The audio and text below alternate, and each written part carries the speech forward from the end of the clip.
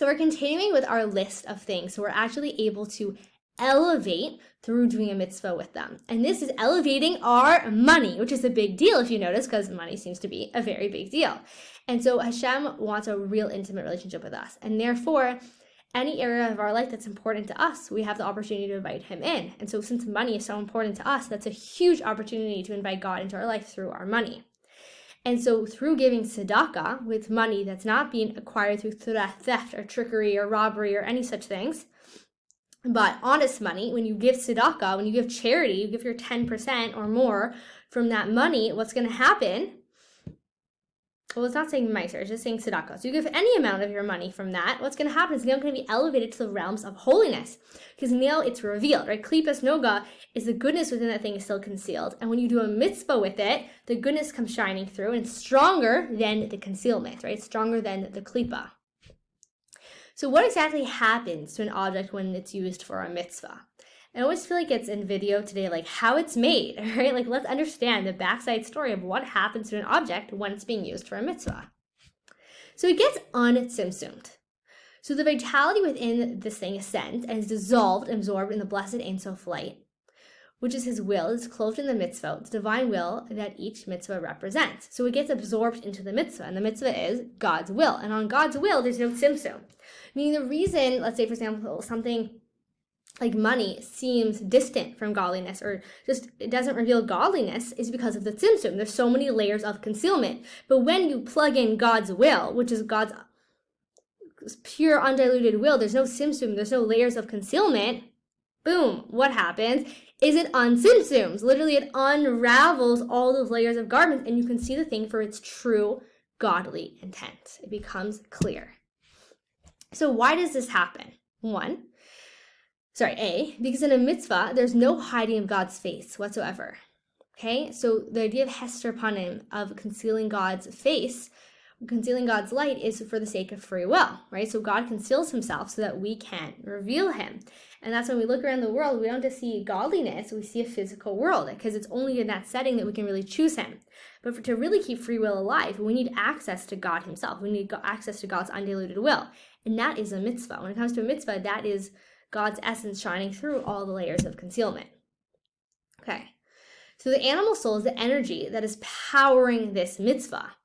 Therefore, it gets elevated through that action, right? If you think about it, like who's actually doing the heavy lifting here? It's not the soul. It's the animal soul in the body that's allowing this mitzvah to take place. And therefore, it gets all the credit, right? Therefore, it's going to get elevated through the action.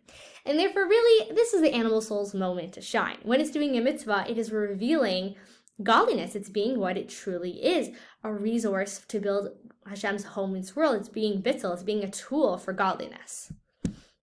So that what happens is the animal soul ascends from klipa, right, from klipas noga, and is absorbed into the holiness of the mitzvah, which is God's will, and is dissolved within the blessed Ein Sof light. It goes back to its source. It's revealed for what it really is, which is godliness in the moment of doing a mitzvah. It's almost like, it's just like in a state of concealment. And in the moment of mitzvah, it's like revealed, like, oh, I'm part of godliness. Like, I'm here to serve God.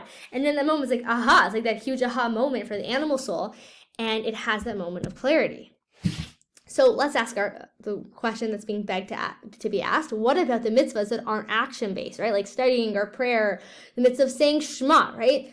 Those aren't really using the animal soul, you could say, because they're not so action-based. They're not so physical. So we're saying that when the animal soul is doing the physical action, like for example, schlepping an old lady's groceries for her, or visiting the sick and going across town to make it happen, or marching around town giving your shlach manas to everyone you know and doing that mitzvah, so the animal soul is very involved.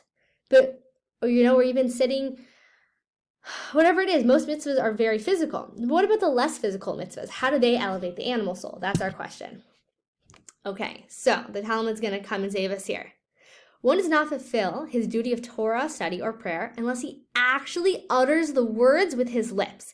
You not just think words of Torah or think words of prayer to fulfill your obligation. You have to move your lips. And according to the Gemara, moving one's lips constitutes action, which makes sense because, okay, it's not a huge physical action, but it still is an action.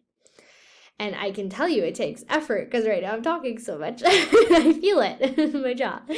Okay, so it really is an action that's being performed. And so therefore, it doesn't matter how physical a mitzvah is, as long as it's physical, which we're saying all mitzvahs are, even the more ethereal mitzvahs like study and prayer, they all involve the animal soul, because the soul has no ability to access the body or to do any mitzvah without the help of the animal soul. So therefore, the louder, more forcefully one speaks the words of Torah, the more of the animal soul's energy he clothes in these words, thereby converting more of the energy of klipa to holiness, right? The more I'm involving my animal soul in the mitzvah, the more involved I'm getting. If I'm not just mumbling the prayers, and I'm saying it out loud, and I'm singing them, and I'm dancing around in the prayers, the more my animal soul is going to be elevated from klipa to holiness through that action. Okay, this is also the meaning of the verse. And all my bones shall declare, God who is like you. This is in Psalm 35. Which means that the words of Torah and prayer must be said with all of one's bones, so that as much as possible the body's energy will be utilized in performing this mitzvah. With all my bones, you're really getting physically involved here. And we can appreciate now the more physical a mitzvah, the more I'm elevating my animal soul to holiness, because the more my animal soul is being used. And this is why our sages have said, if the Torah abides in all 248 limbs, it is preserved in your memory. Otherwise, it's not preserved, right? So why does it have to be in our limbs to be preserved? Because forgetfulness in matters of Torah stems from the klipa of the body and animal soul, derived from klipas noga, right? That's where the forgetfulness comes from the animal soul. But when the animal soul is absorbed in holiness, right, when it's doing a mitzvah, there's no longer any cause for forgetfulness. So it's through that physical action of really involving the animal soul in holiness, and therefore absorbing holiness, that holiness has its reign over the animal soul versus like the klipa side of animal soul. And therefore, it's going to be really ingrained in one's being, the power of the mitzvahs.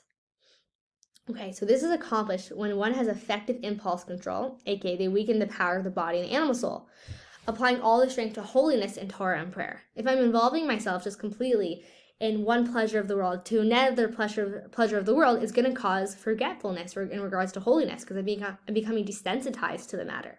But when I'm having impulse control and I'm putting my soul first, and I'm putting my soul's needs and my neshama care first, what's going to happen is that my animal soul is going to be getting an education in holiness, and that the power of mitzvahs is going to be ingrained in me, and I'm becoming sensitized to holiness. Thank you for taking the time to explore today's Tanya together.